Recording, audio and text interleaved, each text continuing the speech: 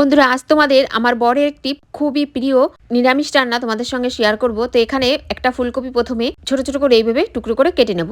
তো আজকে তৈরি করব ফুলকপি দিয়ে পনিরের একটি ভাপা রেসিপি। তো এখানে ফুলকপিটা কেটে নিয়ে ভালো করে জল দিয়ে ধুয়ে 150 গ্রাম পনির আমি এভাবে টুকরো টুকরো কেটে নিয়েছি। তারপর একটা মিক্সিং জারের মধ্যে 1 চামচ সর্ষে, 1 চামচ পোস্ত, কিছুটা কাজু বাদাম আর কিছুটা কাঁচা লঙ্কা দিয়ে একটা জল দিয়ে পেস্ট তৈরি করে নিয়েছি। তারপর তেলের উপর কিছুটা কালো জিরে ফোড়ন দিয়ে দিতে হবে। তারপর কেটে রাখা ফুলকপিগুলো দিয়ে হলুদ লবণ দিয়ে একটু ভেজে নিতে হবে। তো খুব বেশি ভাজার দরকার নেই। তো ভাজা হয়ে গেছে। এদিকে আমি একটা স্টিলের বাটি নিয়েছি, টিফিন বাটি। তার মধ্যে পেস্ট করা মশলাটা দিয়ে সামান্য পরিমাণে জল দিয়ে সামান্য পরিমাণে লবণ ও চিনি দিয়ে ভালো করে একটু মিশিয়ে ভেজে রাখা ফুলকপিটা দিয়ে ভালো করে মিশিয়ে নিতে হবে। তারপর কাঁচা লঙ্কা উপর দিয়ে দিয়েছি।